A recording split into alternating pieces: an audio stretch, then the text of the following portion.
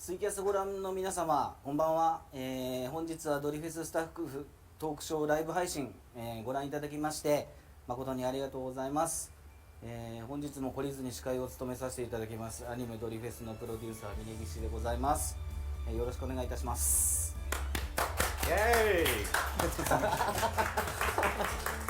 はい、皆さんこんばんは。アニメドリフェスの監督村野裕太です。おや、絵力が弱いと言ってるそこの君、大丈夫だ、すぐに黒船が来るぞ。今日はよろしくお願いします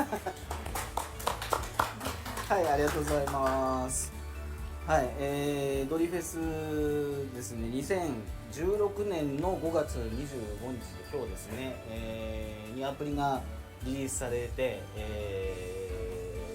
ちょうど丸5年今日でですね、っていうことだそうで、アニメのドリフェスの方も同じ年に、配信放送始まりましたんで、今年5周年を迎えるということで、一昔前ですね。5周年長いですよね。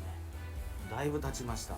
まあ、結構みんな環境が変わってる人も多いんではないかと思いますが、はい、私も40代だったのが50代になりました。おう僕は30代のままですいいのかな、こんなトークで今日は。みんな大丈夫かいはい、で5周年を記念して、今日は豪華なゲストの方たちに、もうお迎えしてですね、トークショー、ライブ配信でお送りしていきたいと思っております。よろしくお願いいたします。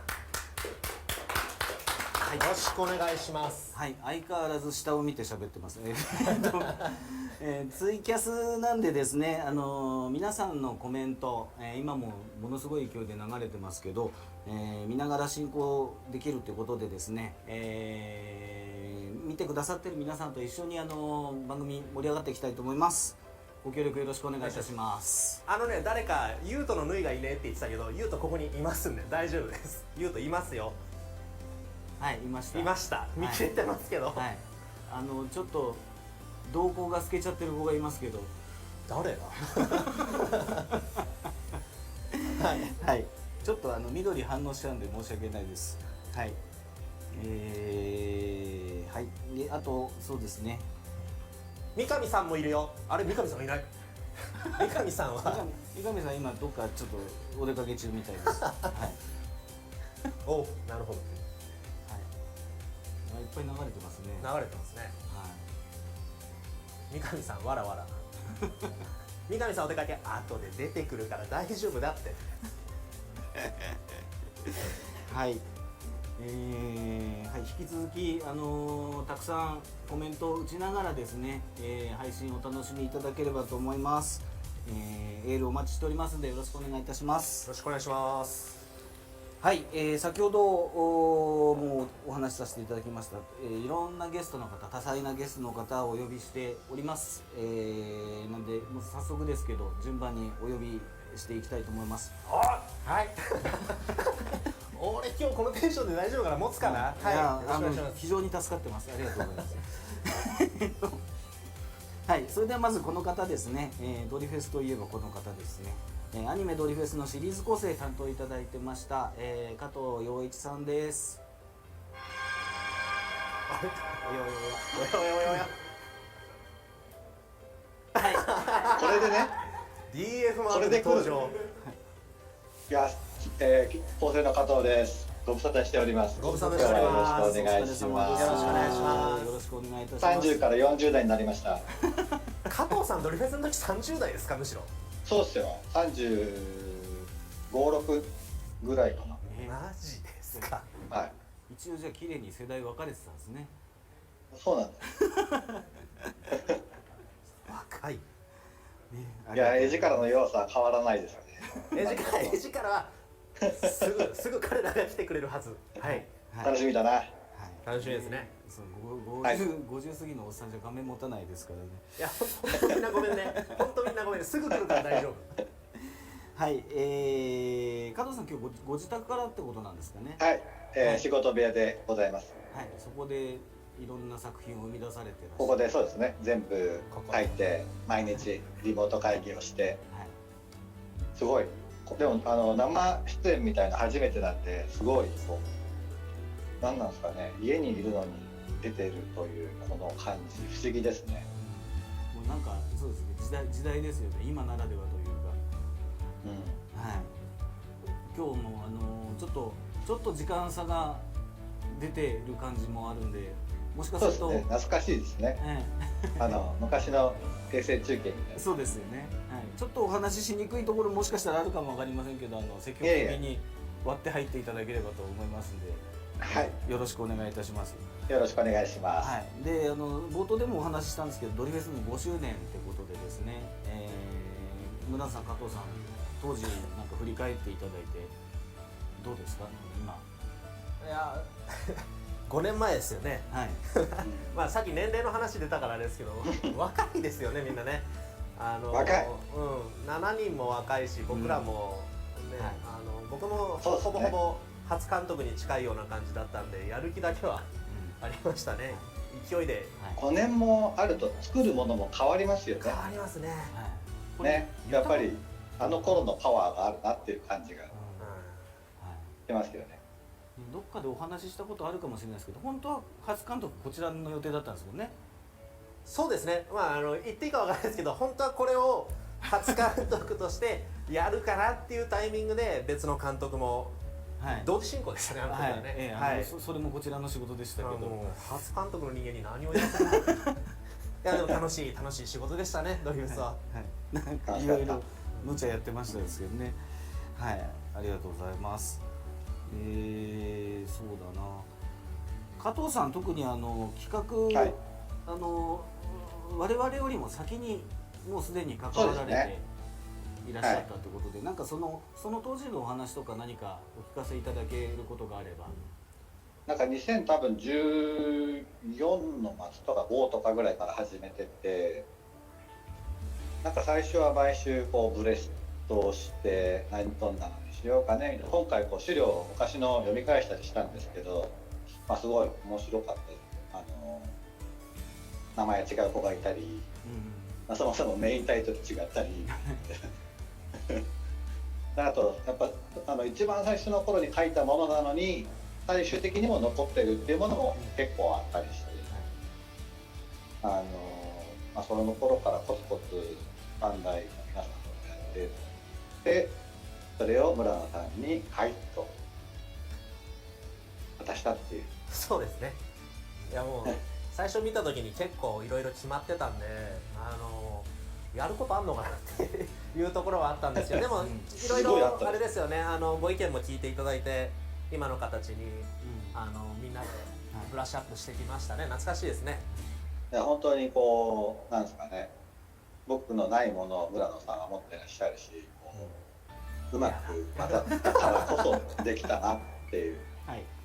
やっぱバットで殴るとか僕の中にあんまない。いやあれね、バットで殴ればいいんですよって今でも覚えてます後ろからって言ってあれは良かったですね。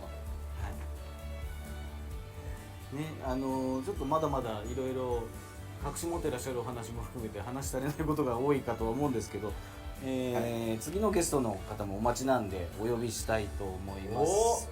はい、加藤さんには引き続き絵力が増すんじゃないですか。絵力増しますね。だいぶ増すと思いますよ。はい。で引き続き加藤さんにリモートでそのままご参加いただければと思ってますので、よろしくお願いいたします。よろしくお願いします。はい、じゃあ次のゲストの方の登場です。リズムアプリゲームのドリフェス、こちらのプロデューサー担当されてましたバンダイカード事業部の猿立治さんです。猿立さん、どうぞお入りください。お久しぶりでございます。久しぶりです。お久しぶりです。お疲れ様です。いいジャージ着てらっしゃいます。そうですね。今日このために悔しい。用意してきました。はい、バンダイの猿立でございます。アプリのプロデューサーをさせていただいておりました。はい、本日はよろしくお願いします。よろしくお願いします。猿立さん、それこういうのマジでちょっとうまくいかない懐かしい。めっちゃすげえの持ってる感じでちょっとアップにしてもらえると、これちょっとお土産にお話のネタにということで、ドリセンっていう開発ネームで呼んでたんですけど、多分皆さんが記憶にある方、たくさんいらっしゃるかもしれないんですけど、このドリカ型のペンライトの原型が実はこういう扇子でですね、4枚のカードをセットしてトップスボトムスシューズアクセサリーを全部入れて、こう掲げることができるっていう、しかも裏面クリア素材なんですけど裏面も見えるものを、あくまでこれ世に出るものじゃなくて開発のプロトタイプなんですけど、こういうものが実は存在していました。あれですね、ドリセンって名前だけ残って、僕がそのペンライトをドリセンって言った時に何が線なんだってねスタッフに言われたんですけど、元はね元はこういうのがあったんですよ。そうね、結構ね気に入ってたんですけど、初版の事情でですね、こう量産ができなかったりとか光らせることができなかったりとか価格がすごい高くなったりとかっていうことでですね、今の形に移したんですけど、結局ライブでこう上げるっていう意味で言うと、これが良かったかなということは思ってるんですけど、はい、そんな話でした。シナリオ会議の時に見せていただいて以来久しぶりに見させていただきます。5年ぶり5年間もですね会社にちゃんと保管されてたのが奇跡でございますね、これはね、はい、最初はそういうところから入ってたですね、いろいろ紆余曲折があってできているんですねそうですね、とりあえずこういうのを作ってみるみたいなところからいろいろアイデアが生まれたりするんで、はい、そんなところがありますね。はい、加藤さん、佐々木さん、お二人ははいアプリの開発スタート段階からご一緒されてると思うんですけど、その当時の毎週打ち合わせしてましたね。その時はスカイツリーに加藤さんが来ていただいて、だから当時はそうそう今、もちろん当たり前だったんでしょうけど、リアルに、毎週来ていただいてやってましたね。ホワイトボードにいろいろこうキャラのことを書きながらはいはいはい。出ましたね。でその時から応援っていうテーマは中心にドーンとあって、で加藤さんアイカツも手掛けられてたんですね。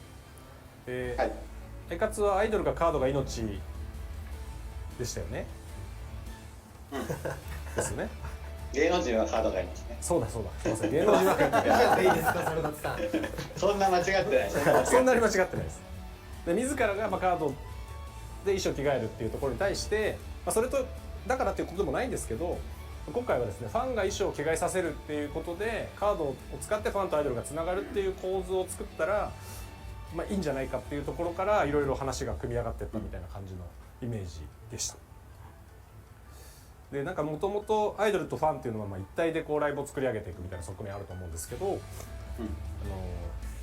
そこをイメージするとですね、そのカードちょっとこの後面白い映像があるんですけど、カードでこうお客さんとファンとアイドルがつながるみたいな絵はですね、いけそうな気がする、面白い気がする、盛り上がる気がするっていうことで、そのなんとなくの気持ちを頼りに作ってた感じですね。はい、キャッチしたら面白くないみたいなことを言ったりして、まだいろいろキャッチはエールにそこはつながっていったりすることがあるし、エそうですね、ールはドリカで示すものみたいなコピーにつながっていったりとか、もっと言うと少し形が違いますけど、アプリでもライブ始まる前にこうワンフリックしてカードを送るっていう動作をやって始まるようになってるんですけど、そういうところに実はつながってたりとか、一つのコンセプトはつながってたりとかします。はい、はい、で応援っていうのがテーマだからこそキャストの方だったり黒船の2人とかも、この業界にあまりまだ新人というか、これから成長していくべき人たちが、キャストとして、起用されてるっていうところにつながってたりもしますね。はい、すごい真面目な話をしてますね。真面目、はい、もっと上げていかないといけるっしょみんな、いけるっしょ、大丈夫？大丈夫です。佐々木さんドリフェスの現場に来ていただいて本当に久しぶりですよね。そうですね。ファンミの01とかはご登壇もいただいてて、ファンミの01は多分アプリのキャストのみんなにアプリ対決をしてもらうためのスマホを届ける役をしてましたね。はい、黒子ですね。はい、なかなか本来今映ってる4人って基本的に裏方からの人間なので、限界なんじゃないですか、このダメだ、絵力が頑張ってない。光ってるとこ、この黒船のこのロゴぐらいしかないですからね。はい、いいですよね、それね。今度お渡しします。まだあるかもしれない。今日ドリセンの他にも先ほどもちょっと触れられてましたけど、特別な映像をお持ちいただいている、そうなんです。ドリフェスのですね、企画が立ち上がる前って言ったらいいんですかね。よくですねこういうタイトルをありましたね。作っていくときにですね、はい、コンセプトムービーみたいな、いろんな人にこういうものを作りたいんです一緒に作りましょうっていうことをプレゼンテーションしていくための映像を作るんですよ。何も決まってないんですけどこういうものを作りたいんだっていうのを作ったりするんですけど、ドリフェスでも実はそういうのを作ってまして、世に出てみんなに見てもらうための映像ではない社内用映像みたいなものなんですけれども、5年も経ってるんで、そろそろいいだろうということでめちゃくちゃレア。はい、こういうこともあるんだね。そういうこともありますね。出すことはないと思ってましたけど。普通ということで、世に出すもんじゃないですね。ちょっと見てもらいたいなと。はい。はい。でせっかくはいもろもろの許可なんかも取っていただいてお持ちいただいてるっていうことで、この配信限りっていうことになるんですけれども、その映像皆さんにも見ていただきたいと思うのでしっかり見ていただければと思います。再生の準備は大丈夫でしょうか。はい。瞬き禁止だ。はい。じゃあ、見るぞ早速いきましょう。スタートお願いします。ちなみにですね、音はちょっと権利の関係で抜いておりますので、音はない。はい。不安にならないでください。マウスが違う。はい。はいマークも違います。頭の中で音はね、はいつけてもらってる。はい。DF じゃなかったですね。 DF じゃない。DL。もう本当に何も決まってない時に作ってますんで、いなるほどろんなものが違いますので、はい。あ、これアニメの最終回で出てきた。懐かしい。懐かしい。なのでさっき冒頭でちょっとお話しさせてもらったその応援どうお客さんとつながるんだみたいなところを表現ビジュアル的に表現するみたいなところ、服全然違う。服も違います、奏で。奏でこの奏でがね、ツンツンしてんだよね。奏ででもないんですよこの時は。この時は奏でという名前もないんですね。はい。違う名前に。あやばい見入っちゃあ、い見るな。でこれあですね歌が聞こえてくる感じしますね。うんもう振り付け見ると分かりますね。シンと純也は割とそのままですね。お前誰だ。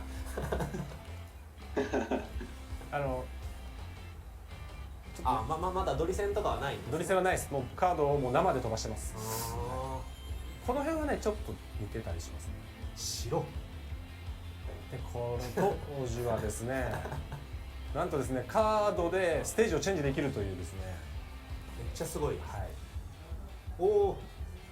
このコスチュームは。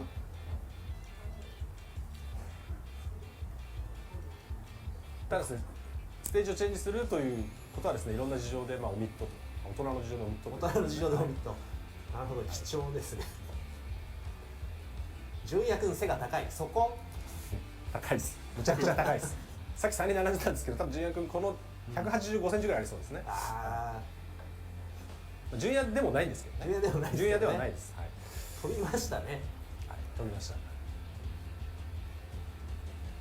おお。あ、音楽が流れてくるようですな。そうですね。きっと今こうツイッターのこのタイムライン見させてもらってますけど、皆さんお気づきの通り「グローリーストーリー」という曲はこの時からありまして、多分もう皆さん見てお分かりかと思いますね。もう振り付けがもうこの当時からほぼ同じですよね。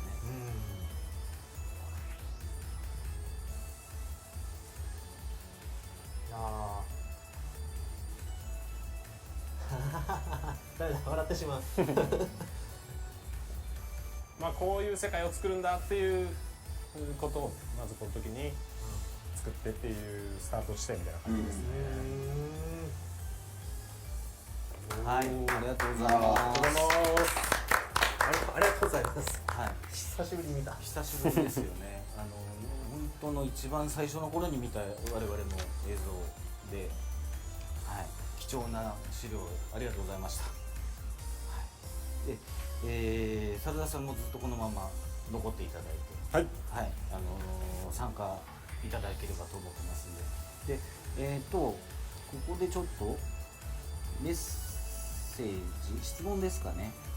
質問。はい、いただいた質問がございまして、開国山んばさんですかね。開国山。開国山んばさん。素敵な名前。ドリフいい名前トはい、ドリアピという概念の虜です、自分でもたくさん考えてみましたが、改めてこの絶妙なセンスに感服しました。ドリアピはアイドルとファンの双方のエールの結晶だと捉えているんですが、実装されたドリアピはどのようにして生まれたのですか？ドリアピの作り方で大切にしたことや制作秘話などありましたらぜひお聞きしたいです。澤田さんどうですかね、この辺り。そうですね、たくさんのドリアピが作ってきましたけれども、ちょっと真面目な話をするとですね、衣装をもとに、テーマを決めて、先にモーションを動きを決めて、モーションを、こうモーションキャプチャーってのがあるんですけど、2人よくご存知だと思いますけど、はいはい作り、最初に動きを作ります。でその後に、エフェクトをつけたりとか、実際にこう動きをこう決めていく作業みたいなのがあって、で最後にですねドリアピの名前を、考えるということで、上がってきたものを見てですね、いろんなのをみんなで出して決めていくみたいな、ことです。名前最後なんですね。名前最後です。途中で変わったのもありましたよね。途中で変わったものありましたっけ？ねはいアニメでもなんかありましたよね。で名前がちょっとキャッチーさ、ドリアピみたいなものをですね、なんとなく持っていて、キャッチーさを大事に作ってたっていう感じですね。で多分その質問でいただいている絶妙なセンスっていうのは割と低レアのドリアピのことをおっしゃってるんじゃないかなという気がしてるんですけど、あなたのエールに可視化ラブとかですね、マイプレジャー90というのかもしれませんみたいなものとかが出てきちゃって。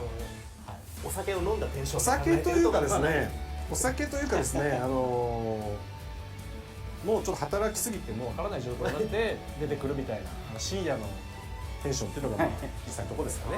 だからアニメでこのドリアピ使ってくださいって言って渡されたもののなんだこれみたいな。そうですね。これ大真面目にやらせるんですか？でも大真面目なのがいいですよね。いや村野さん本当にあれですよね、ちょっと嫌がってました原もんね。本テストとか嫌がってるっていう言い方よくない。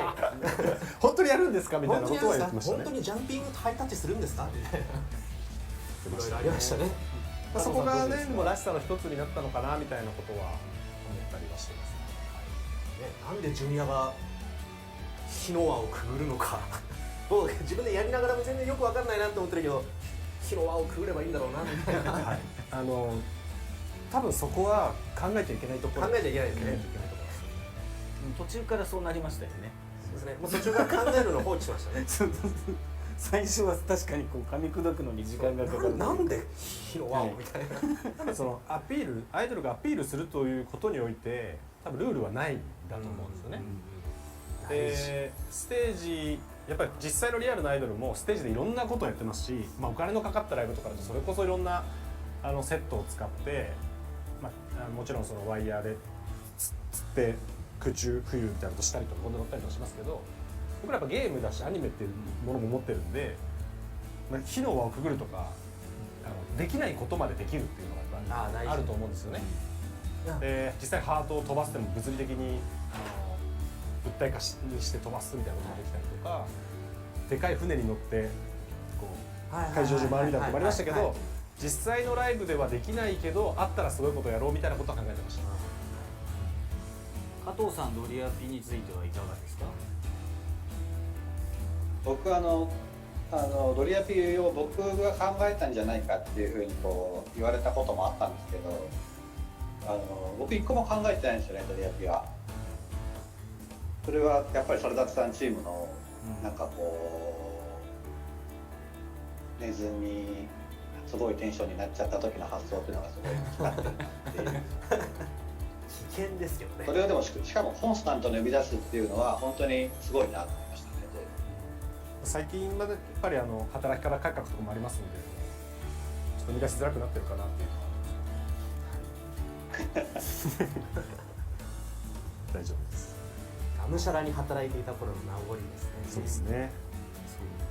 キービジュアルとか大変でしたもんね。キービジュアルも大変だったんだ。本当に本当に大変で、みんなでサルダツさんたちのチームとか峯岸さんとかみんなで集まって考えてラフを書くんだけど、うまく決まらないからお酒を飲みに行こうって言ってみんなでお酒を飲んで、ね、ありましたよね。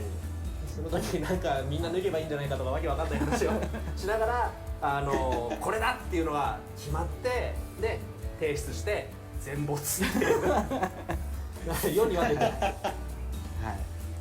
それ今日出さない。出さないそれは今日出さない。出さないよはい、ね、ちょっといろいろお話出てきてますけども、そろそろですかね。はい、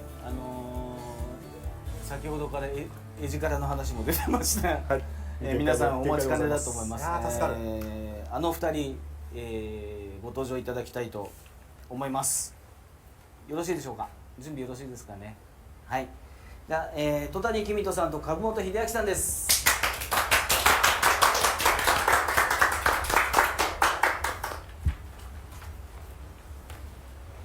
ご機嫌いかがかなプリンセス。どうも黒船の風間圭吾こと戸谷公人です。お前ら全員開国だ。黒石優斗こと鎌田秀明です。よろしくお願いしますこれ席行っちゃっていいのかな。席行っちゃいましょうか。席行っちゃっていいですか。はい、はいはい。戸谷さん、株本さん、よろしくお願いいたしおます。願いいたします。お久しぶりでございますお久しぶりでございます。お久しぶりですお久しぶりです。よろしくお願いします。すごい流れあ、加藤さんがワイプになってる。久しぶりです。ドリセン持ってる。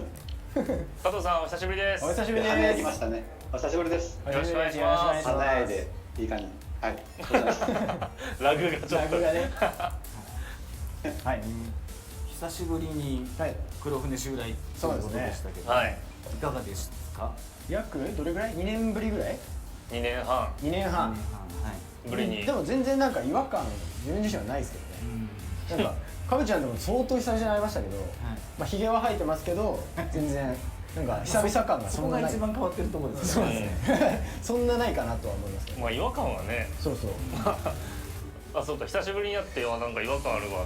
まあそれはないけど、ちょっと僕がね申し訳ないな、ひげをね生やしだいぶコメントでもいじられてるんですよ。ひそうなんですよげ生えてますけど。ヒゲばっかりして。申し訳ないんですけど、ちょっとひげを蓄えての参加になり申し訳ないです。なんか本当はそれ痛かなんったんですかあるだろうね、役がね。なんかないと生やさないからね。申し訳ないですけど。ワイルドカブちゃんで男に。そうなんですよ。初めてドリフェスのこのジャケット着たのも久しぶりなんですけど、さすがにっていうかドリフェスの時はいつも剃ってたんでうん。初めてですね。でもこのね、カブちゃんも悪くないんじゃないかなと思う。これワイルドに来てる。はい。海賊感がある海賊感がある。本当の海賊になっちゃう。海賊まあね、はい、海賊まあ黒船です。こんな感じでございはい、ます。ありがとうございます。コメントもすごい流れてきてますね。はい。ですね。はい、皆さん久しぶりの襲来で盛り上がっていただけてるようで、ありがたいですはい、ね、あ本当に。りがたいですね。そうですね。はい、これから、皆さん見てくださっている方たちも含めましてですね、うん盛り上がっていきたいと思います。はい。はい。よろしくお願いいたします。よろしくお願いします。はい。で、黒船のお二人も合流いただきましたんで、はいコーナーですかね。少し早いですがと、はいカンペが出てますが、はい。次のコーナーに行かせていただきたいと思います。はいじゃあ戸谷さん、株本さん、タイトルコールおわかりました願いします。せーの。ドリフェスアピールトーは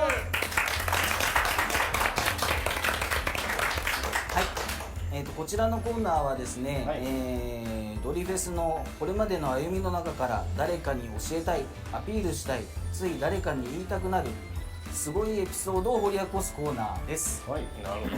はい、でトークのテーマなんですけれど5つ用意されてます。はい画面ですね。はい、こちらです。はい、笑っちゃったはい、1、最高を超えてる話、2、鎖国だな話、3、ロックな話、4、ハッピーハッピーハッピーな話、5、当たりとあります。まあ、峯岸さんはね、またこう淡々とお伝えしてますが、これはい何のことを言ってるのかさっぱりわからないんで。これだと分かりにくいそうでですすよね、ね確かに。で、そんなこともあろうかと、はいということでですね、画像お願いします。はい、なるほどはい、それぞれの何を話したらいいかということなんですけど、最高を超えてる話はドリフェスのここがすごいっていうようなエピソードをお話しいただければうん。ね。鎖国だな話は大変だった壁にぶつかったみたいなような、ちょっと大変だったも私言っていただければと、ロックな話はドリフェスならではの驚きのエピソードを語っていただければという感じですね、ハッピーハッピーハッピーな話これはそのまんまですね。はいはいもうはい正木さんの顔を思い浮かべながらお話しいただければいいかなと思いますまあこれ実は声が聞こえてきそうな感じが。そうですねハルト見てる。はい実は株本さんを思い出すこともあるんですけどねこれ見るとハッピーハッピーハッピーですか？はいはい僕言ってましたっけ？結構やってらっしゃってましたよねポイポイじゃない。まあそうですね。薫っていうか沢村いじりは黒石優斗的には結構やってたはいイメージはありますよね。多分黒船の話だけでやりたかったんでしょうけど、もうなくてハッピーハッピーハッピーも入れちゃったんでしょうね。鎖国とロックと最後のやつらドリフェスでもうハッピーハッピーハッピーも入れちゃおうっていう。スタッフさんの感じが伝わってくるんだよね、これね。で、5番目に当たりとあるのは、事前にですね視聴者の皆さんからあ、薫見てるじゃん。本当？ほんな見てるような。これ見たいな。戻したいな。お疲れ様でおす疲れか俺。ダッシュ。ここまで。来たら出れるんだよ。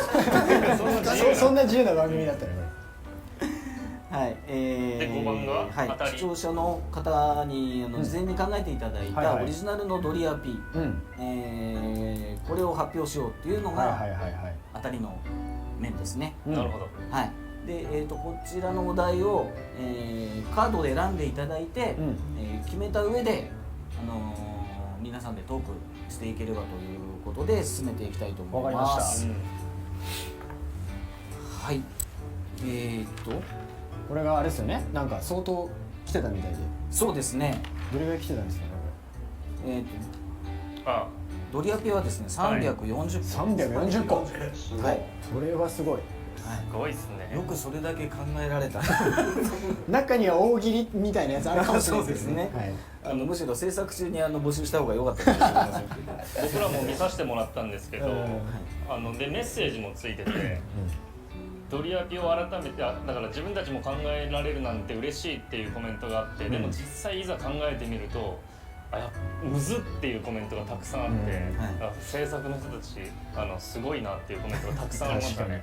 こんなドリアピ考えられてみたいな、紙ドリアピがたくさんあって私には考えられませんでしたとかいうコメントもありましたね。いや実際ちょっと普通な状態だと出てこないかもしれないですよね普通な状態普通の人は出てこないんだ。でその中から厳選するってことをね。はい、で、はいたくさん応募いただきまして本当ありがとうございました。で、そのいただいた中から、厳正なる審査スタッフが行わせていただきまして、黒船特別賞と、ドリフェススタッフ賞、こちらの2つを選ばせていただいております。はい。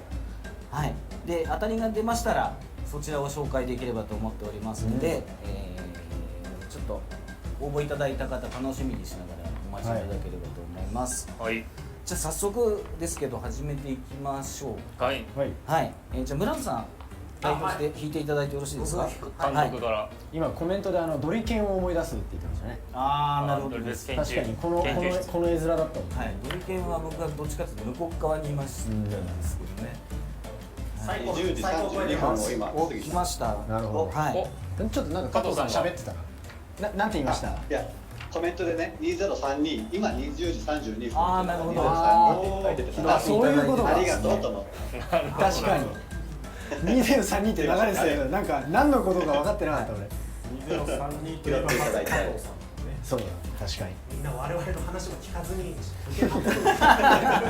聞いてますって。聞いてます。そうそう、そわそわしてる方もいらっしゃったんでしょうね。最高を超えてる話。はい。どんな話すればいいんでしたっけ？ドリフェスのここがすごい。ドリフェスのここがすごい。はい。じゃあ一つ。お。時効だと思うんですけど、はいはい。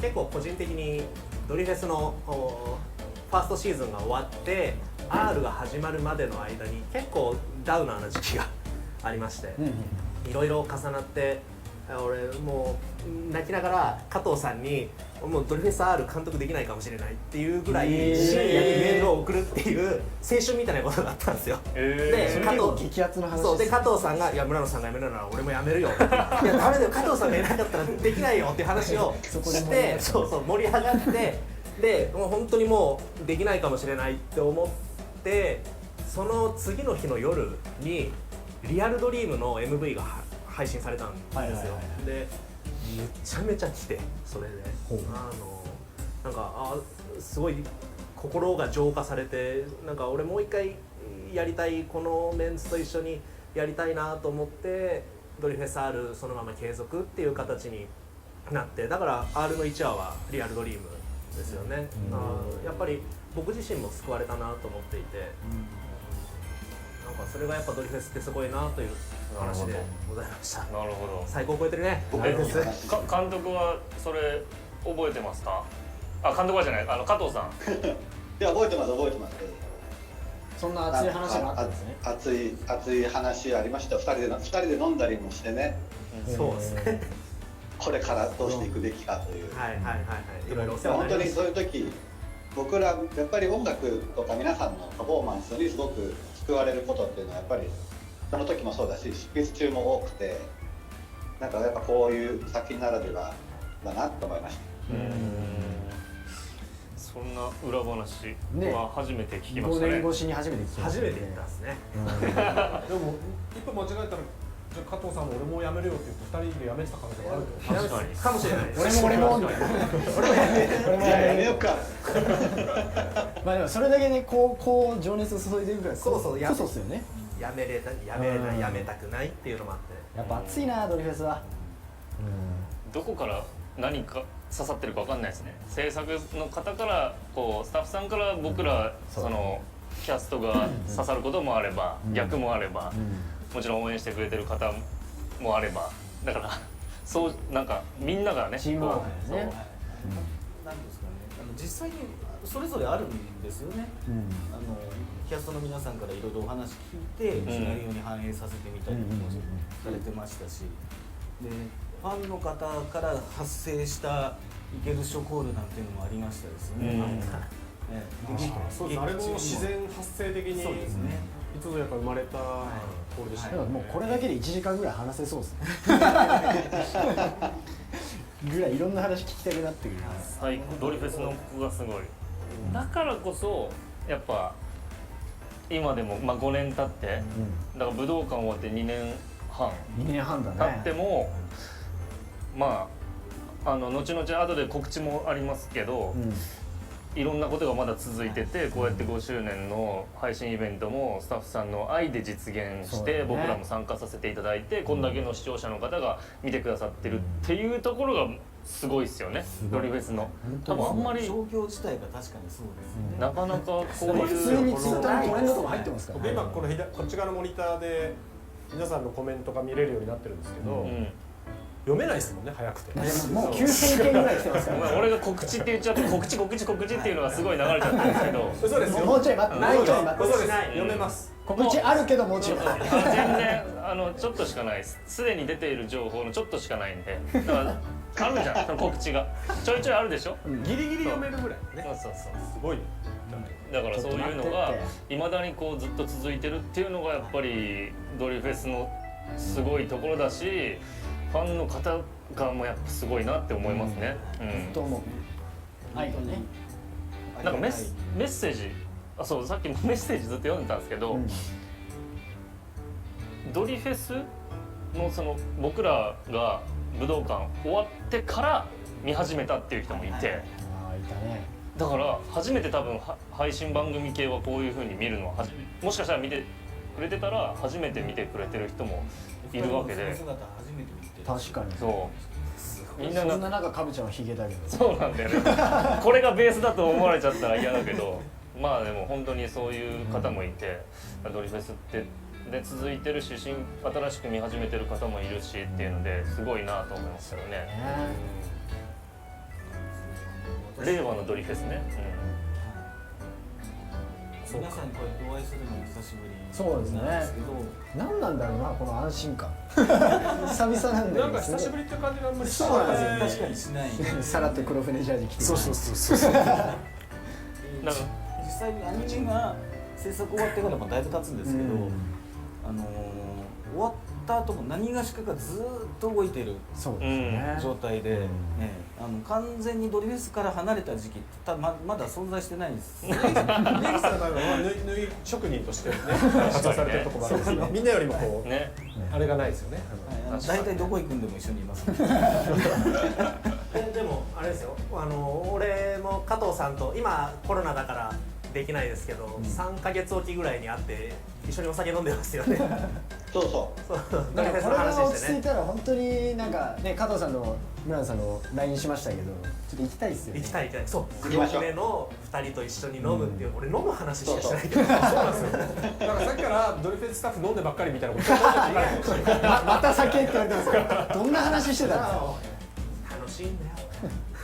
大事ですね。大事です大事です。そろそろ次行きますかそうですね。はいはい。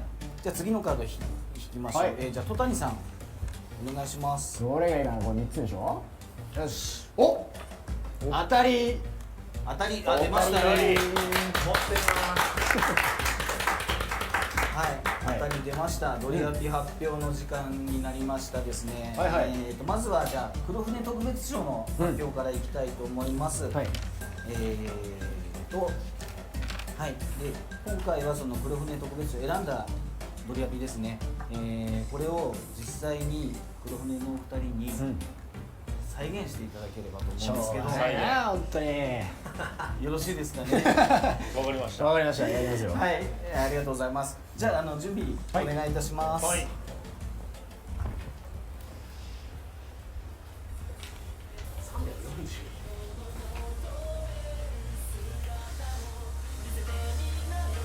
はい、というわけで、340個もの中から僕ら黒船が選ばせていただいたドリアピはこちら、その瞬間スクショタイム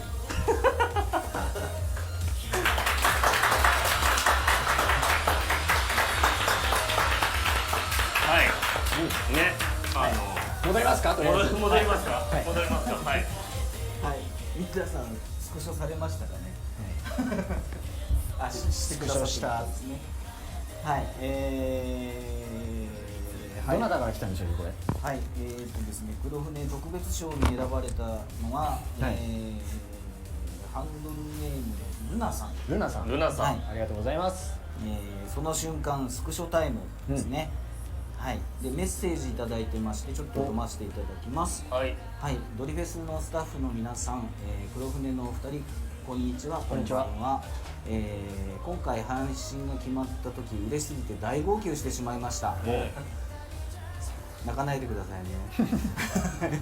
多分今も泣きながら見ていると思います。これからもドリフェスずっと応援していきます。ありがとうございます。ありがとうございますありがとうございます。はい、ね黒船のお二人も素敵なドリアピありがとうござい選ます。ばせていただいたんですけどね、いただきまそうですねなん実際お二人が選んで実際にね、本当にどれにしようってなって、でも多分その動きとか、ポーズとかも決まってなかったんで、でも見てくれてる人も喜んでもらえるやつ、これ考えてくれた方はすごいいいなと思ったんで、ちょっとこれを選ばせて、ルナさんのやつを選ばせていただきましたね。そうなんだひげ石に慣れてきた、新しいキャラクター生まれてきてるやっと慣れてきた。はい、皆さんおめでとうございました。そう今お二人あれですかね、そのドリアピ打ち合わせされたんですか、これは。まあ軽く軽くしてます。軽くいくら熟年夫婦といえど熟年夫婦といえどだから本当は伸ばしてねやりたかったんですけど、そんなに距離がなかったんで、まあちょっと斜めにすみません。久々にやりましたよこれそうですよね。ね、あれどっからあれアニメでやっててそうはいはい。やろうっていうライブとかでもやろうってなったあんですよね。れだよねシーズン1の方ですよねそうですね。お前なんか綺麗な顔してんな的なとこでしょ。俺そこでやったっけ？そこでやってなかった？ああみたいな。やってやってますよね。そこでやったっけ？あれなんかこうあれ嘘。喧嘩の時はやってないですか？喧嘩でそうそうそうそう。喧嘩の後喧嘩で俺がなんかこう倒れてて、はいはいはいでなんかカブちゃんお前言うとかなんか言いいって、顔してんなっつってそうそう。えなんつったっけね。セリフがあれだけど。みんなコメントで教えてそうでもね。やるかああやる。そうそうそうそうそうそう。はい。はい。5次元そうそうそうそう。バットで殴られた後そうそうそうそう。普通ならそこでやってたんだやるかああやるでこうした喧嘩終わった後にああやるってやつだよね確か。なるほどねじゃあ R じゃなくてシーズン1の方そうそうそうそうそう。本当序盤だよね。そっからねライブでもこれをやるようになって。あれ武道館の時ですよね。アニメの絵とああシンそうですそうですクロしてそうです。やっていただいたりもします。バトライでもやったよねバトライもやった。バトライだって出てきてしょっぱなゴしょっム。ぱなでしょだからバトライの方が後時系列がもう俺時系列は確かに覚えてないんだけど前です。前か。前です。だからバトライでじゃあ初めてやったってことですかねそんなことないかもしれないですね。なんか他でももしかしたらやってたかもしれないけどかな。あれやってたかもしれない。かもしれないですね。やってたかも。でもまあ一番覚えてるのはバトルライの時だなバトライは本当鮮明に覚えてるね。バトルライブは初めて黒船がね主体となってやった、そうだね。ディアドリームがゲストみたいな感じでまあ結局ドリフェスみたいな感じなんだけどでも体力有り余ってたよねディアドリが。でもあれはねバトライは覚えてんだけど記憶にないみたいな、もうね、イヤモニってライブの時にするんですけど、イヤモニしてさあ出番ですって言ってそのまんま袖行ってそのまんまもう入ってってバーンってやってその後に見たみんなの景色がから覚えてるみたいな感じ、やべえもう始まってるやんっていう感じでしたねでも俺バトライの DVD の特典で見たけど、カブちゃん意外と裏で冷静だったけどね。あ本当、そんなにこうね舞い上がってる系ではないと思うんですよ。これももう別に時効だと思うんでいいんですけど、バトライの時はね僕がねリハでねある病気にかかってかかったっていうか普通に風邪ね。まあよくあるやつあるじゃんそのみんながかかったら休まなきゃいけないやつ、あれにかかってしまって1週間ぐらいリハしかも結構直前だった気がするんだよね、そうそうそうそう。ずーっと俺は相方いない状態でやってたからね。そうでリハも君野君にやってもらってて、マジで溝田君にそうそうそう代わりにやってもらってたそうそうそう完璧に踊ってましたよね。そう完璧全然俺より全然完璧になっててそう。あいつ振りでそれ覚えるの早すぎんだよ。で映像見ながら立ち位置番号とかも確認しながらやらせてもらったんですよ、だからすげえね申し訳ないっていう気持ちとバンドリハぐらいから合流してきたのね。そうそう確かに大丈夫かなっていうそうあんまりこれは普通は言えないからそうだよね。もうだって立ってるから。そうそうそうそう何年も立ってるかこんなこともありますバトルライン的にはねら。まあ今日の夜はみんなバトルライブを見てもらえればいいかなと思いますよね DVD で。そうなんですよ溝田天才だそうだよあいつ天才だよ普通に踊ってましたもんね。はい。じゃあそろそろ次の方行きましょうか。はい。じゃあ鴨本さんはいいただいていいですか。わかりましたはい行きますおはいロロックな話ロックの話。はい。黒船の名前の由名前の由来なるほどね。はい。ロックな黒船話の名前、はい。加藤さん。あれですよね。最初からこう襲来っていうのがまず決まってて、はいはい。襲来してくるっていうことが決まってて、その時にこれ黒船でよくねってなったんじゃなかったかなって思うんですけど、春舘さんそれやってもらったりシナリオの打ち合わせ毎週やってた時に、襲来すごい2人組が襲来してくるとで今トラシグのピンチみたいなとこあって、黒船みたいな感じで来るんだよみたいなことを言ってたんですよ。で最初もう言ったことあるかわかんないんですけどデュアル K っていう名前だったんですね。それは正式な名前ではなくて、とりあえず仮で呼ぶものがあった方が企画が進みやすいんで、デュアル K って名前でやってたんですけど、で黒船って言ってるうちに黒船でいいんじゃねえかっていうなんかバーっとしてるな。なんかドリフェスっぽいんですよね、すごく。デュアル K からどういう感じに黒船に移行したんですか、それは。だからデュアル K はもともと全然それにするつもりはなかった。はははとりあえず2人とも K で頭文字があっじゃあたんで。襲来っていうのは決まってて、そうですそうです。でもデュアル K が出てきて、でも襲来だから黒船になったってことですか。いざ名前を決めましょうっていう段でもう黒船でいいんじゃないのっていう流れだったような気がしそうます。そう黒船っていう言葉をシナリオ会議で使いすぎてって、彼らが黒船だから言葉が強すぎたんですね。すごくすごいやつらが来て、ペリーが来航してみんなビビるみたいなイメージなんですよねみたいな話をしすぎて、だんだん黒船がしっくりみんな来るようになってきてなるほど。じゃあユニットの名前より先に風間圭吾と黒いシュートが決まってたってそうことですね。なんでデュアル K っていう仮の名前が。そうだね。でも俺最初から黒船が一番いいなって思ってました。さすが。なるほ一応何個か俺候補他にもあったっていうのは聞いたことあるけど、あんま覚えてないけど。あったな。ど。てかさ、これ言っていいのかな。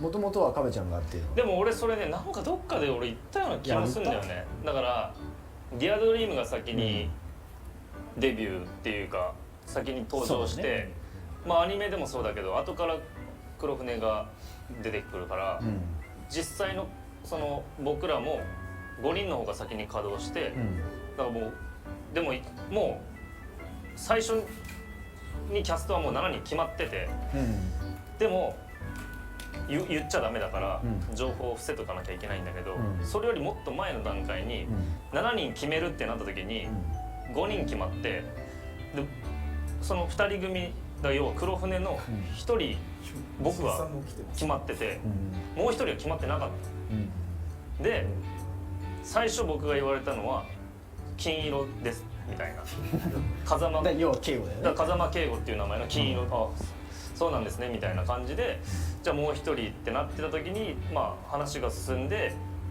君人君がなって、でだから俺は黒石優斗ってもう一人のあれがやるんだと思ってたらいつの間にか変わってて、なるほど。俺がやるんだみたいな。まあでも俺何にもまだやってないから別にいいんですけど、そこで俺が黒いシュートになったから逆になる可能性ももしかしたら、そうだよね。君人君じゃなかったらもしかしたら俺は敬語やってたかもしれないし、確かに。そう分かんない。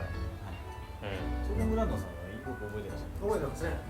オーディション自体はすごい速さでやれたんですよ。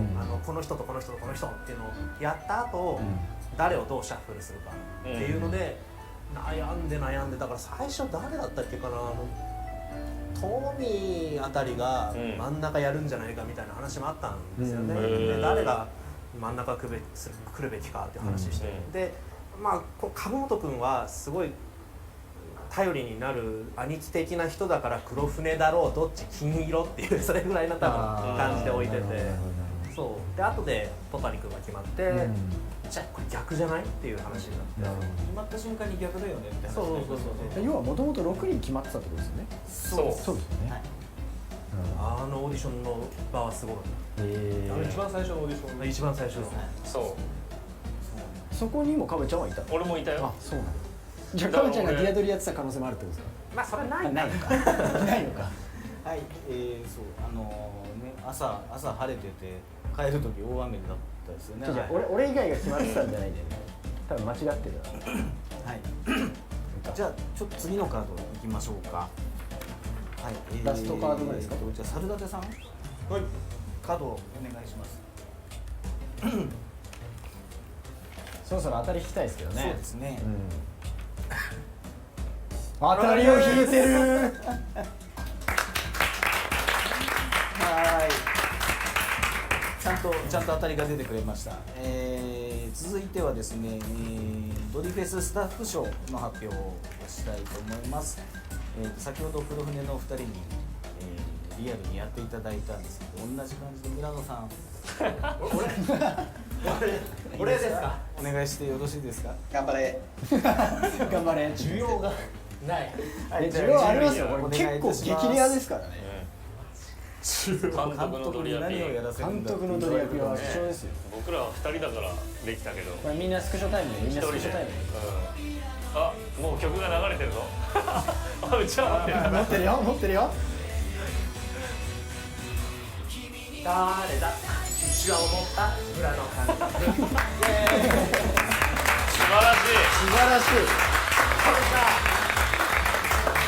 名指し？すげえこれ俺じゃないよ選んだの。素晴らしい素晴らしい。はい、ドリフェス。いや、大やけどしましたけど。これ開くタイミング完璧でしたけどね。愛ゆえ。ですね、ドリフェススタッフ賞に選ばれたのは、ハンドルネーム船子さん船子さん。の船子さ誰だ俺俺うちわを持った村野監督でした。おかしい。優しい。はい、でメッセージもいただいてますのでちょっと読まさせていただきます。はい、アプリ&アニメ5周年おめでとうございます。そして最高を超えてる配信企画ありがとうございます。こちらこそです。最強のドリアピを考えるにあたり最高、数々の名ドリアピを超えることの難しさを痛感しました。しかしドリフェスは激しいエールのぶつかり合い。ドリアピとは何か、アイドルとは、我々はアイドルに何を求めるのか、いろいろ考えて私なりに答えを出したつもりです。スタッフの皆様、黒船のお二人の考えたドリアピもぜひ教えてください。いつも元気に明日に向かう力をもらってます。ありがとうございますということでした。ありがとうございます。コメントはすごい真面目ですね。そうですね、ちょっとコメントとごめんテンション違いすぎだろ。だいぶタイでもムラグ意外とノリノリでやってたように見えたんですけどね。嫌いじゃない。意外と好きだった。はい。はい。ですね。同じくちょっとご質問いただいているものがありまして、読まさせていただきますね。5周年おめでとうございます。今でも全部のイベントのことを思い出し、それぞれ活躍する皆さんの姿に励まされています。特に初めてパフォーマンスを見た噴水広場は忘れられません。黒船初お披露目もあり、一気にファンになりました。そうでしたね。そうですね。はい。小谷さん、籠本さんはドリフェスに出会ってここが変わった、変わらないっていうことは何かありますか？これからもますますのご活躍、ドリフェスの発展楽しみにしています。なるみさんという方からいただいております。どうですか、お二人？そうですね。自分は本当にドリフェスきっかけで事務所移籍して、はい。もう声の道に着々と進んでいるので、もうこれが本当にきっかけですね。これがあって、でいろんな出会いがあって、でやっぱ声の仕事って面白いなってのもあったし、このドリフェスをやるってなった時に話したことあるんですけど、父のことを思い出して、これやれって言ってることなのかなみたいな。で、そっからが本当にきっかけなので、もうドリフェスって自分の中の一個の分岐点というか、ターニングポイントになったなって思いますね。じゃあドリフェスがなかったら移籍はしてなかった？と思う。多分タイミング的にもきっかけがやっぱりドリフェスっていうのは大きかったね。かべちゃんなんかある？変わったこと、変わったことはたくさん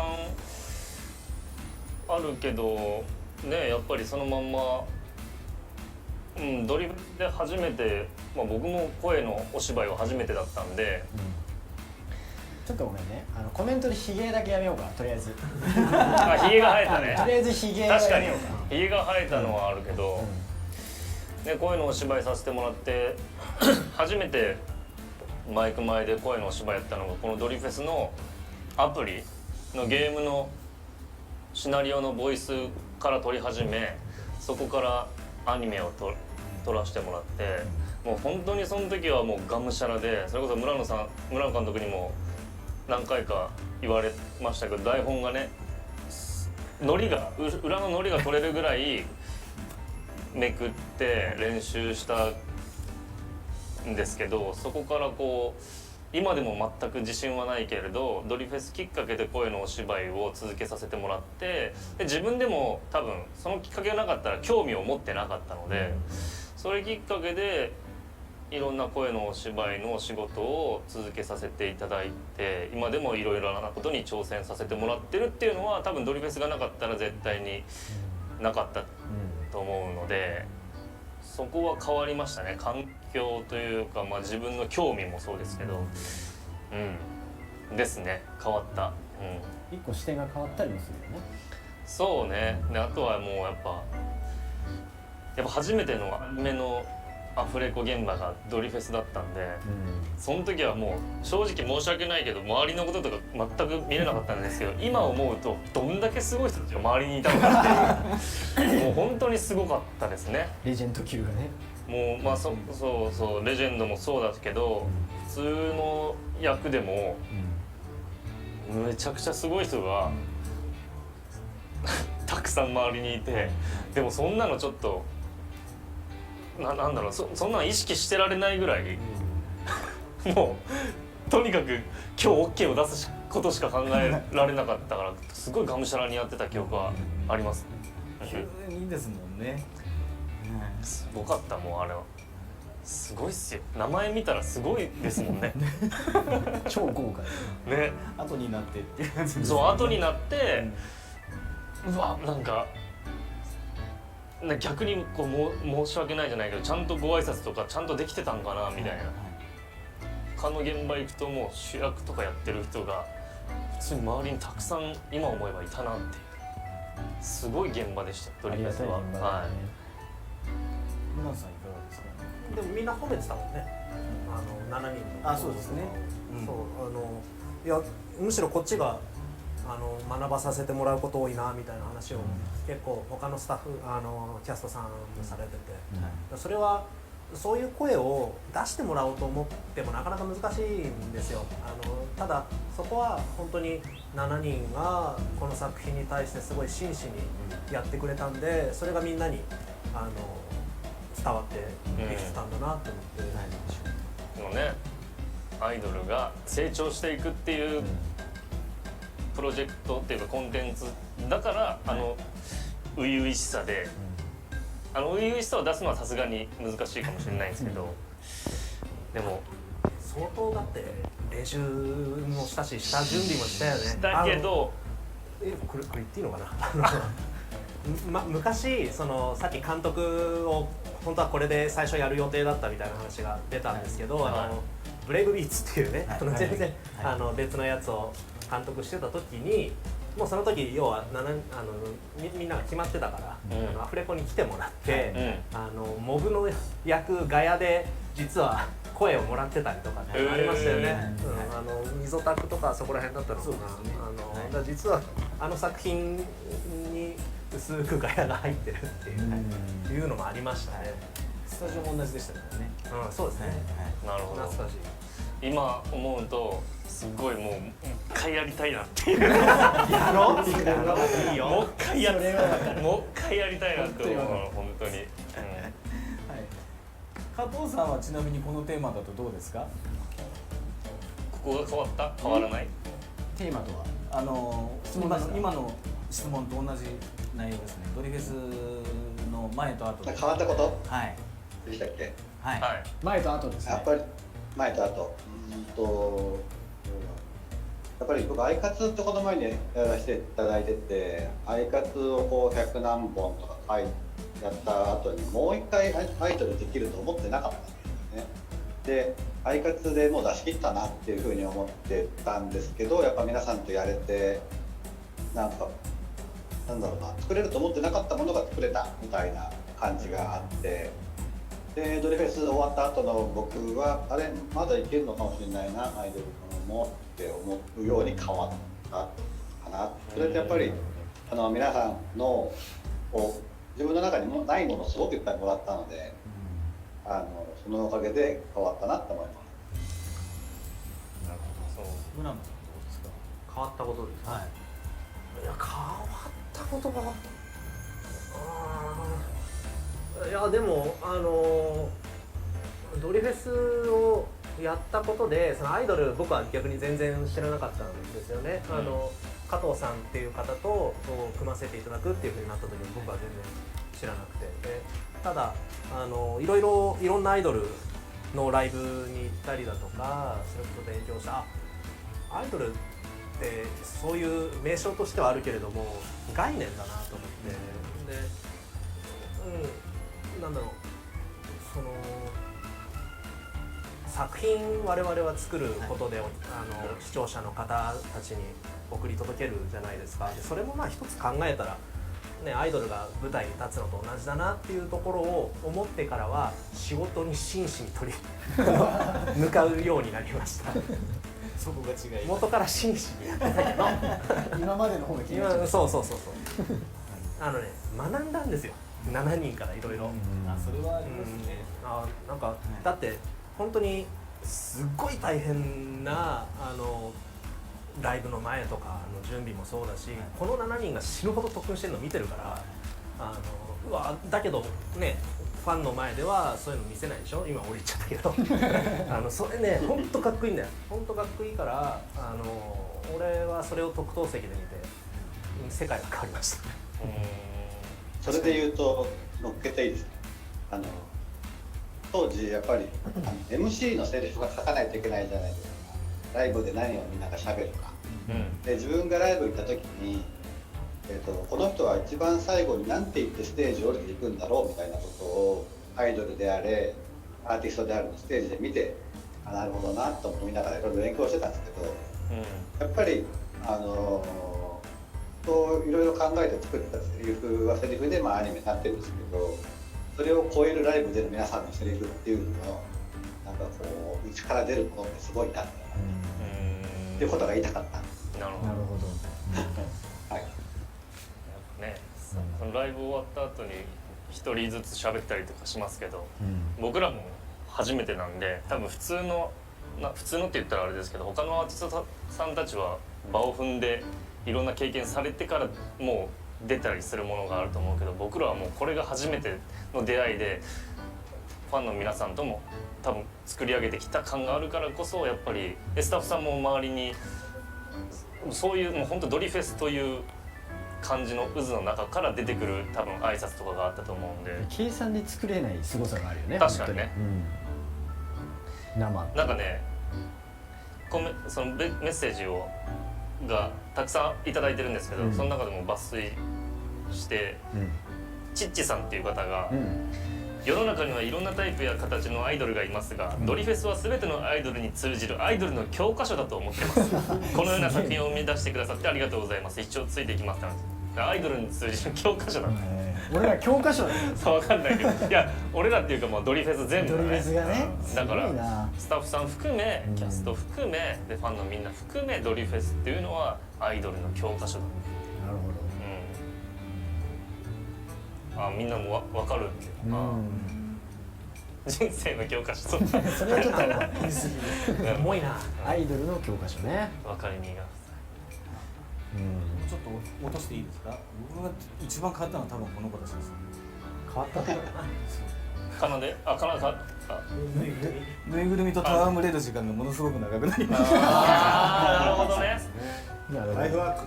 そうそうライフワーク。いやもうだって毎日のルーティンみたいな。峯岸さんがイベントだったりとか全くドリフェス関係ない舞台見に来てくれた時もこう紙袋の中にゆうたのぬいぐるみとか持ってきてくれてるんですよ。それ見たらもうもちろん写真も撮らせてもらって、で後から見たらなんか違うストーリーのそのゆうたのぬいぐるみ使ってやってくれてるのとか見ると、いやマジ峯岸さんすごいし愛がすごいし、ちょっと俺ちょっとモテねこの愛っていう感じぐらいすごいんですよ。そうそうなんだよ。そういうのとかね、素晴らしいなと思います。ありがたいです。本当にありがとうございます。そういう作品に出会えたのはもう本当に私もありがたいことだなと。いろいろ魅力語っていただいてちょいちょいこう魅力の端々を語っていただいて、いろいろ再確認できたですかね。そうですね。はい、ございます。皆さんご覧の皆さんもなんかこんな話してたよとか、周りの人にお話いただいたりしても良いかもしれないですね。なんかいっぱいすいません、ありがとうございます。円盤は多分無理だと思います。はい。はい、じゃあそうですね。はい、じゃあこのコーナーは以上で、終了させていただければと思います。はい、じゃあ一応全員で声揃えていきましょうか。わかりました。はい、せーの。以上ドリフェスアピールトークでした。ありがとうございます。はい、でここからは、先ほど前振りがありました告知のコーナーなんですけど、ものすごくいっぱいあります。ものすごくいっぱいあって、私の滑舌が悪いのはちょっと厳しいと思うので、黒船のお二人にぜひお願いできればと思います。はいはい、まずはこちらからですね。いきます。縫いアクセシリーズ第2弾縫いブローチ幸せのドリカバトが好評発売中です。ドリフェスといえば鳩ですよね。皆さんはお家に何匹鳩がいますか？何羽か。ムービック通販でお買い求めいただきますので、ぜひご利用ください。はい、続いてはこちらドリフェス R アニメイトカフェコラボ、今回で5回目となるコラボが好評開催中です。開催期間は6月3日木曜日まで。場所はアニメイトカフェスタンド晴れ座池袋店。今日は発売中の商品の中からこちらが届いております。黒船のラーメン丼ですね。これいいね。はい、ちょっと小ぶりになってて、女性向けに作られてるんですかね。ちょっと引きにすると分かるかもしれない。ちょっと小ぶりなんだよね。ちょっと引き、あんま分かんないかもしれないけど、僕もいただきました。これは、はい、ぜひお家で使ってください。他にもグッズやドリンクなどのメニューも充実しているので、残りの開催期間ぜひお楽しみに。はい、ここからはですね、全て初出しの情報になります。こちらです。上井草コラボ第4弾開催決定でございます。4回目となる上井草店舗とのコラボ。今回は革小物ブランドカルクルとタッグを組んでオリジナルの革グッズが発売されます。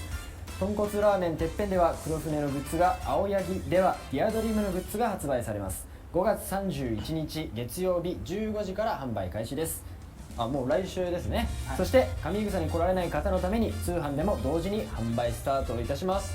こちらはですね、なんかマスクケースになってるみたいで、こういう風にマスクを収納できるっていう、で今後も新商品など展開、検討中とのことなのでお楽しみにお待ちください。はい、続いてはこちら縫いアクセシリーズの新商品です。シリーズ第3弾縫いネックレス秘密の鍵が6月9日より予約スタートです。ロックの日、ユウトの誕生日ですね。DO プロダクションにある秘密の資料室、その鍵がぬいぐるみサイズで登場ですと。はい、こちら読めますか？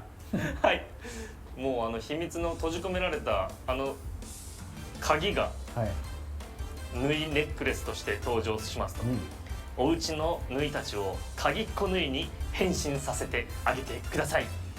よろしくお願いします。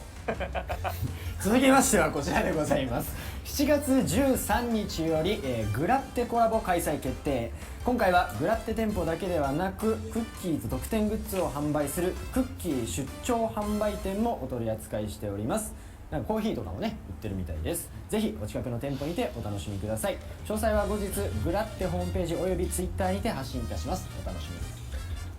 はい、続いてはこちらオンラインショッピングサイトアルマビアンカとのコラボグッズが発売決定です。7月に受注予約を開始予定。アニアートというアルマビアンカのオリジナルの加工を施した7人ですと。イラストの印象がかなり変わっていいですねと。こちらユウトと黒船の2つですね、の他にもそれぞれ1人ずつキャラクターのやつがありますね。はい、続報をお待ちくださいということです。はい、はい、続いてですかね。続いてはこちらです。 A3 コラボ開催決定でございます。世界のスイーツをテーマにパティシエの衣装パティシエ衣装をまとったアイドルが勢ぞろいいたします。書き下ろしイラストを使用したグッズが多数展開予定でございます。誰がどの国のスイーツ担当か探してみてください。商品のサンプルを紹介してみましょう。こちらがまずですね、トートバッグ。これがトートバッグですね。可愛いですね。それぞれのキャラクターがあって、で中に缶バッジがあります。これかな、こちらですね。こちらの商品ですが、売り切れなしで店頭で受け取ることができる店頭受け取り予約がこの配信が終わった後から開始いたします。詳細はドリフェス公式ツイッターでお知らせがあるようなので、続報をお待ちください。かわいいね。かわいいね、これも。次はこちら、2021年9月18日よりキャラポップストアコラボが開催決定。場所はアトレ秋葉原店です。5周年を記念した7人の書き下ろしイラストを制作中です。どんな7人が登場するのか続報をお楽しみに。続いてはこちら、リアドリームと黒船の7人をイメージした香水が登場いたします。7人の香りをまとえばどんなことだっていけるっしょ、そう思ってもらえるような商品を企画中です。実はね、こちらにこうサンプルなのかな、のやつをいただきまして、敬語とユートバージョンがあるので、ちょっとユートもちょっと変えてみてもらっていい？鍵のちょっとね、うん大人っぽい感じかな、ユートのやつは。これもね、なんかちょっと爽やかなイメージがある、敬語っぽい爽やかなイメージですね。今つけたばっかだからあれだけど、なんかこれは本当にユ若干ねートっぽいわ。ヒノキっぽい香りしない？あ、する。ヒノキなんかの男って感じするそね。う落ち着く感じが俺はするけどね。男なんかって感じですね。そうぜひ。はい、ぜひ続報をお楽しみにしていてください。はい、次が最後の告知になります。いきますよ。こちらです。ドリフェスアプリ CD ボックス商品化企画始動。はアプリドリフェス R の音声を収録した音声 CD 集が豪華仕様で受注スタート。 CD に収録されるのは突撃バックステージ全話数分の音声データになりますと。注文数が500個を超えれば商品化が決定する受注限定生産商品です。バンダイナムコアーツの公式通販サイト AON ストアにて5月28日金曜日18時受注受付を開始します。予約ページなどの詳細はドリフェス公式ツイッター他で発表いたしますので、ぜひチェックしてみてください。ぜひよろしくお願いします。この商品化は本当にね俺らも望んでるからそう、注文数500件を超えたら500商品化ということなんで、皆さんぜひたくさんのご応募よろしくお願いいたします。お願いしますはい。はい、盛りだくさんというとよくこれだけありましたね。そうですね。すごかったですよ。さっき聞いたらはい。その音声 CD 集の枚数とかすごかったですね。すごかったね。すごかったですよ。いっぱい撮ったからね。はい。たくさん撮りましたね。自分たちも本当に聞きたいからね。あれゲームじゃどんなのやってたっけはいっていうそうあったみたいな。で今聞き直すとそれは思った。うわーってなるかもしれない。なるかもしれない。恥ずかしくて。さっきからかぶちゃうからめっちゃいい匂いがごめんね、してる。香水の香水すごい香水。はい、本当長い告知をお二人ありがとうございました。いい。はい、今年もコラボとか商品化ですね、今聞いていただいた見ていただいたものを含みましてたくさん予定もございますので、どうぞ引き続きお楽しみにしていただければと思います。はいお願いいた。します。はいはいでちょっとまだ時間に余裕がありそうだはい。ということで、加藤さん話し足りないこととかないですか？急に振られて。来たな。はいなかなか俺言う機会がないなと思ってたことがありまして、僕ドリフェスが今まで仕事をしてきた中で一番見てくださった方からお手紙いっぱいいただいた作品なんですよ。いろんな折に感想とか思いとかをいただいて、今も読んでますので、それこそちょっとこう辛いなっていう時にそれを読んで元気づけられてます。今までくださった皆さんありがとうございました。なるほど。ということをちょっと言いたかったなっていうのがあるんで、なるほ時間もらえてよかった。それお手紙とかね、やっぱ力になりますよね。なりますね、本当に。ありがたいですね。父さん本当にドリフェスで名言いっぱい作りましたよね。ね、そう言っていただけてありがたいですね。いけるっしょもいけるっしょ、村野さんも。いけるっしょ俺の口癖なんですよ。村野さん俺モデルになってるとちょっとあれ話おかしくなっちゃいますけどこれ言わない方が良かったですね。あとあなたのためなら即位するもうんそうですね。ありましたし、開国団もですか、はい。開国もそうです。開国鎖国でもあなたのためなら即位するってすごいですよね。それをなんか思いつくのがすごくないですすごいですか。よね。どっからその即位がポンってきたのか。即位ってそういうやつじゃないっすよね。そのポンポンできるやつじゃない。そうそうね。勝手にできるのかって。まあでも王子ですからね。やっぱりでもそうですね。会議では思いつかないんですよね。あれなんか一人で書いてる時の思いつき。ちなみに即位はどういうタイミングで思いついたんですか。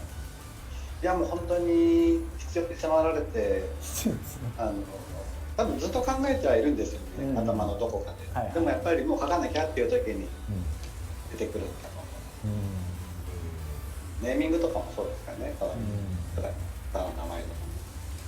確かでも黒石優斗だけ黒ですよね。そこは別に関係なかったんですか。に。あ、色が。うんああ、確かに。そこはね、たまたま結構たまたまかな、バンダイさんのなんかだったかな。いろんな基準がありそうですね、そこには。まあみんなでいろいろ考えたんですね。そうなんだよ。やっぱりキャッチボールしながら。なるほど。いや、とにかく一回同窓会したいっす、俺。そうですね。そうですね。今いない人も含めて。そうですね。はい。加藤さんもできるご時世になるリモートじゃなくて。そうですね。そうですね。はい。同窓会配信してそう配信。同窓会配信。配信できたらあれだけどね。音声カットしないといけないから。お酒入るとね、裸のキービジュ作るようなテンションになるからダメなんだって。映像だけ、音声なしの映像だけ裸になっちゃうからダメだ。いいねで回復みたいな。まあでも本当に久しぶりだったな、こういう感じがね。はやっぱり楽しいね、ドリフェスの現場。い。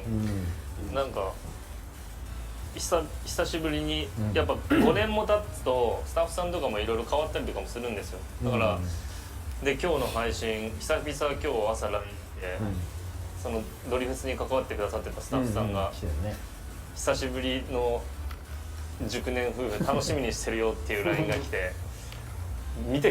多分見てくれてると思うんですけど、久々に熟年夫婦クイズがあってよかったかもしれないね。だからなんかそういうのもね来るのはやっぱりそのスタッフさんの愛とかもみんなが感じてくれてるんだなっていうのがね改めて感じますけどね。みんな大好きな作品ですよ、本当に。またやりましょう。明日からまた頑張る。ありがたいね。そう言ってもらえると嬉しいですね。こっちの糧にもなりますからね、そう言っていただけると。5年経って何がすごいってお二人が当時の衣装をそのまま着られてることもすごいなと思います。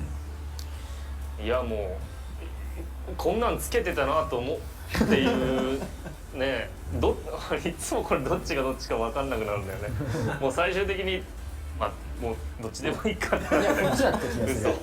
そうどっちがどっちか分かんなくなっちゃう。久々来たねこの DM ジャケット。そうだね。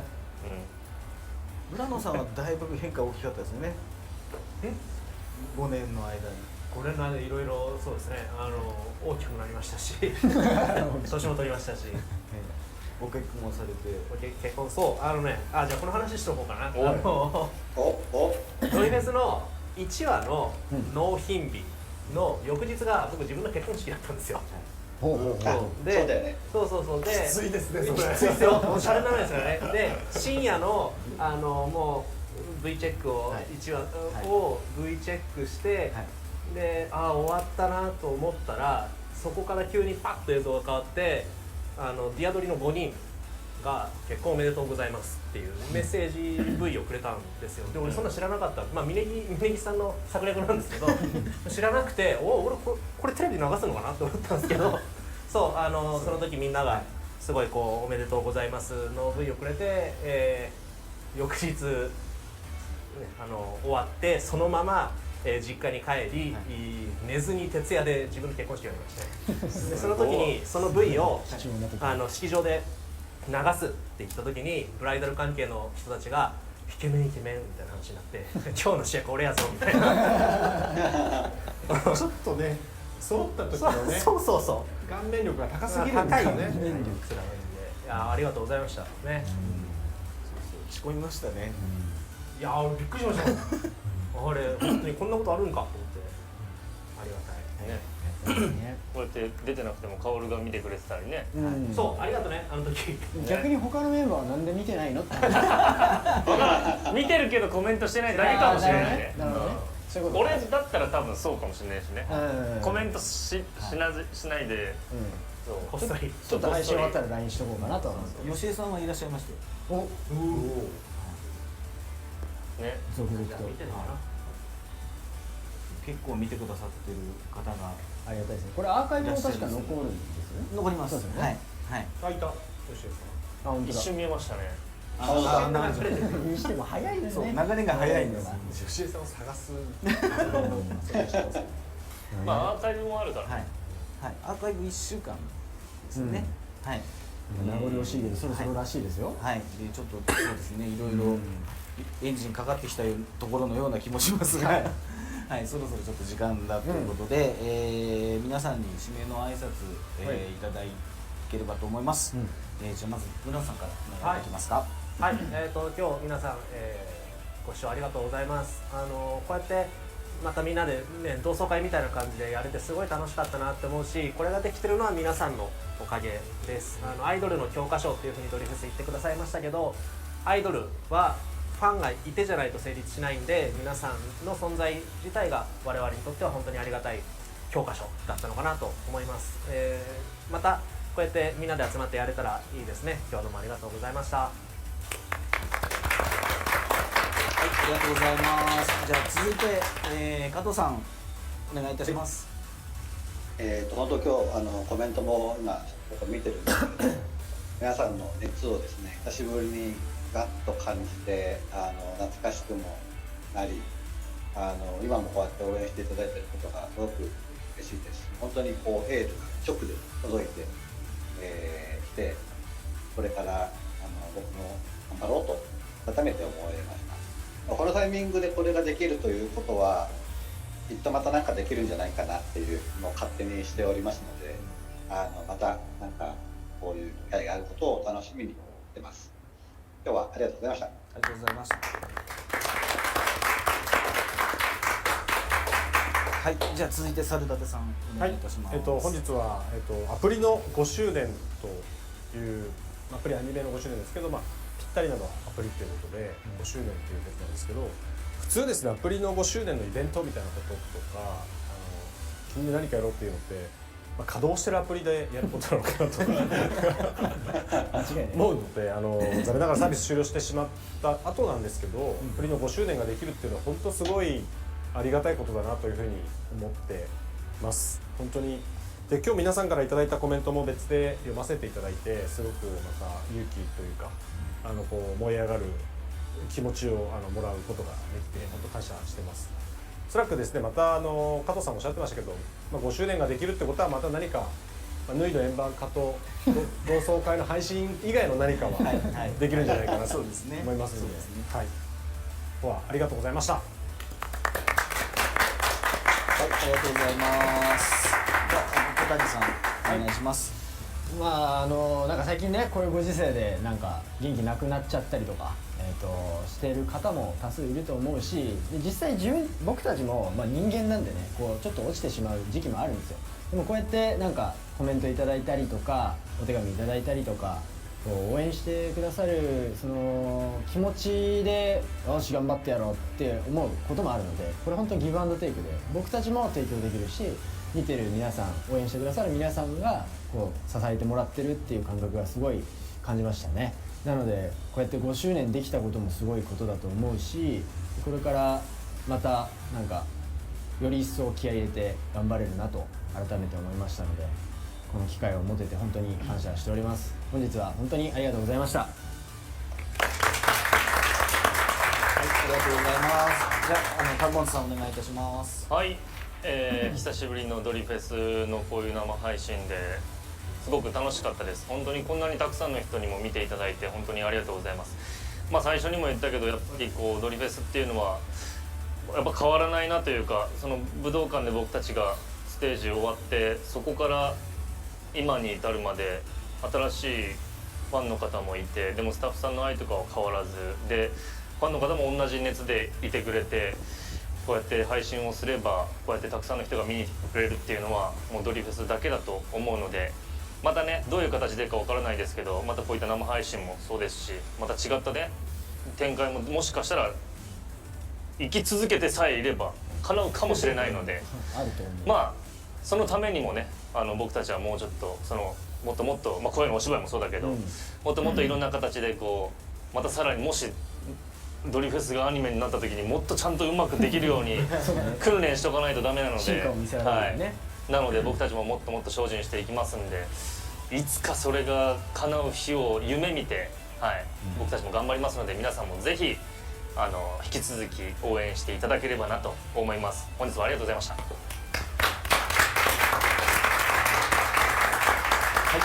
ありがとうございました。以上をもちまして、ドリフェススタッフ賞ごめんなさい、ドリフェススタッフトークショーライブ配信最後のところでやっちゃいましたね。はい、終了させていただければと思います。本日はどのぐらい見えてたんですかね。コメントは2万いってますね。コメント2万ってすごいね。はい本当にたくさんありがとうございます。はい、たくさんの方に見ていただいて、多分アーカイブでご覧になられる方もいらっしゃる。なんか人数が出てるみたいですよ。 1200人。おお、すごっ。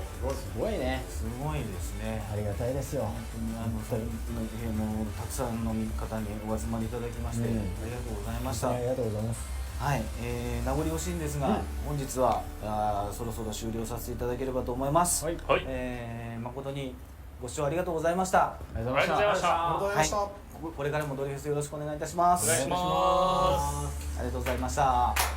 早いな。早いな。はい。ライブの時も早いんだよ。早いんだよアンコールまでが。アンコール食い気味で来るんだよはね T シャツに着替えなきゃいけないんで、あんなに早くされるとダメだってずっと言ってたんだよね。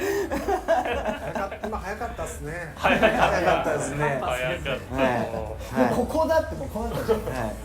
そうそうそう。はいでしかも黄色い声はなかったですね。はいもう太いことです。でもコメントでもたくさんいけるショコールをいただいてます。ありがとうございます。ありがとうございます。これだけいけるショコールいただいちゃいましたんで、最後、皆さんで言っときましょうか。わかりました。はい、じゃあちょっとそれで締めさせていただければと思います。はい。はい、配信ご覧の皆さんも恥ずかしいかもしれないですけど、声出していきましょう。はい。はい、じゃあいきますよ。はい。せーの、いけっしょー。ありがとうございました。じゃあねー。ありがとうございました。